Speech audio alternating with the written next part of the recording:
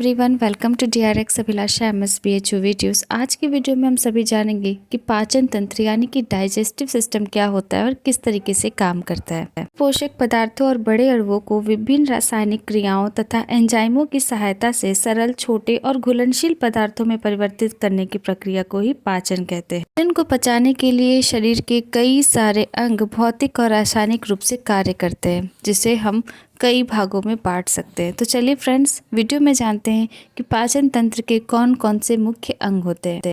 पाचन तंत्र के मुख्य अंग हैं मुख, ग्रसनी, ग्रास नली, अमाशय, छोटी आंत, बड़ी आंत और मलद्वार। पाचन तंत्र के ये सभी अंग मिलकर आहार नाल का निर्माण करते हैं, जिसको हम एलिमिनेटरी कैनाल या फिर डाइजेस्टिव कैनाल के नाम से भी जानते हैं। ये आहार नाल हमारे मुख से लेकर मलद्वार तक जितना लंबा यानी कि 8 से 10 मीटर तक लंबा हो सकता है। इस आहार नाल का काफ़ी ज़्यादा इंपॉर्टेंस होता है पाचन प्रक्रिया में, क्योंकि इसका जो काफ़ी इंपॉर्टेंट काम करते हैं। ये पहला तो ये कि आहार को सरल करते हैं, यानी कि जटिल आहार को सरल करने का काम करते हैं और उनको पचाने का काम करते हैं। दूसरा, जो पचित आहार होता है उनका अवशोषण अच्छे से हो सके, ये काम करते हैं। और तीसरा, आहार को मुख से लेके मलद्वार तक पहुंचाने का भी जो पूरा काम है वो भी ये करते हैं। ये जो डाइजेस्टिव कैनाल या एलिमिनेटरी कैनाल होता है, इसके अंदर डाइजेस्टिव जूस सिक्रेट होता है, जो कि कई सारे प्रोसेस में काम करता है, मदद करता है हमारे पाचन प्रक्रिया में। आहार नाल यानी कि एलिमिनेटरी कैनाल का जो अग्रभाग होता है वो मुख से प्रारंभ होता है। ये मुख एक गुहा में खुलती है, जो कि बाउल शेप यानी कि कटोरे नुमा होता है। इसके ऊपर और नीचे जबड़े होते हैं, जो कि बहुत ही ज़्यादा कठोर होते हैं, जिनमें 16 दांतें पाई जाती हैं।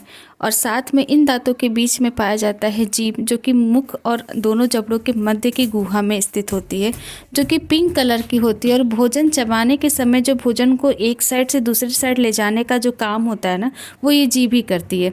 इस जीभ के ऊपर थोड़े से दानेदार उभार होते हैं, जिसको हम टेस्ट बड्स कहते हैं, जो कि हमें ये टेस्ट बताते हैं कि हमने खट्टा खाया, मीठा, तीखा। वो सारा काम जो है ये टंग करता है। गुहा में जीवा और तालू के पिछले भाग में एक छोटी सी कुप्पी नुमा फ्लास्क शेप एक नलिका जुड़ी हुई होती है, जिसे हम ग्रसनी कहते हैं। ग्रसनी से ही भोजन जो है वो आहार नलिका में और वायु जो है वो श्वास नलिका में जाती है। ग्रसनी के दो भाग होते हैं। अग्रभाग जो है वो ग्रासनाल से जुड़ा होता है और पृष्ठ भाग श्वासनाल से जुड़ा होता है। से खाना ग्रास नलिका में और वायु श्वास नलिका में जाती है। के बाद आता है ग्रास नली, जो कि एक शंकरी और पेशीय नली होती है, करीबन 25 सेंटीमीटर लंबी होती है। और ये ग्रसनी के निचले भाग से निकलकर उदर गुहा में प्रवेश करती है, जिसका मुख्य काम होता है हमारे भोजन को मुख गुहा से लेकर अमाशय तक पहुंचाने का। श्वास नली से आगे के भाग अमाशय कहलाता है, जो कि जे शेप की संरचना होती है और जो कि एब्डोमिनल कैविटी के बाएं हिस्से तथा मध्य पट के नीचे स्थित होती है। ये काफ़ी ज़्यादा लचीली होती है और इसके 3 भाग होते हैं। पहला जो कार्डियक जठरागम भाग, जो कि बायां बड़ा भाग होता है और यहीं से ग्रसिका अमाशय में प्रविष्ट होती है। दूसरा जठर निर्गमी भाग, जो कि दायां छोटा भाग होता है और छोटी आंत से जुड़ी हुई होती है। तीसरा होता है फंडिस भाग, जो कि ये ऊपर के जो दोनों मैंने बताया ना, कार्डियक और जठर निर्गमी, इन दोनों भागों के बीच की होती है। अमाशय के बाद जो आहार नाल का अगला भाग आता है वो होता है छोटी आंत। छोटी आंत जो कि हमारे आहार नाल का सबसे ज़्यादा इंपॉर्टेंट होता है अंग, क्योंकि सबसे ज़्यादा जो एब्जॉर्प्शन होता है, भोजन का जो पाचन होता है, वो इसी आंत में होता है। छोटी आंत के 3 भाग होते हैं। पहला ग्रहणी, जो कि अमाशय से जुड़ा हुआ होता है। ये छोटी आंत का पहला और सबसे छोटा भाग होता है, जो कि भोजन के रासायनिक पाचन में सबसे ज़्यादा महत्वपूर्ण भूमिका निभाता है। तीसरा भाग को कहते हैं क्षुद्रांत, जो कि छोटी आंत का अंतिम भाग होता है और ये बड़ी आंत में खुलता है।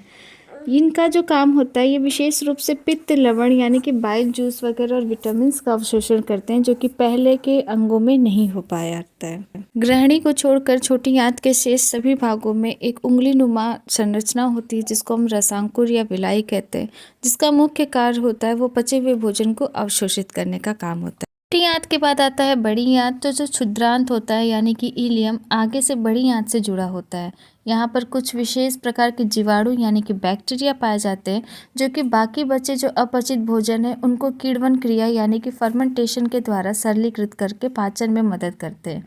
ये जो बड़ी आंत होते हैं, इनका जो मुख्य कार्य है वो है जल और खनिज लवणों का अवशोषण करना। बड़ी आंत को भी हम 3 भागों में बांट सकते हैं। आंत के पहले भाग को बृहदांत्र कहते हैं। यह भाग क्षुद्रांत से जुड़ा होता है और यहाँ क्षुद्रांत से आने वाली पचित आहार रस का अवशोषण होता है और जो शेष अपचित भोजन होते हैं या अपशिष्ट पदार्थ होते हैं उनको आगे बृहदांत्र, जो कि बड़ी आंत का दूसरा भाग होता है, उसमें भेज दिया जाता है। बृहदांत्र, जो कि बड़ी आंत का दूसरा भाग होता है, ये यू के आकार, उल्टे यू के आकार का होता है और 1.3 मीटर लगभग लंबा होता है, जो कि एक नलिका के रूप में होती है।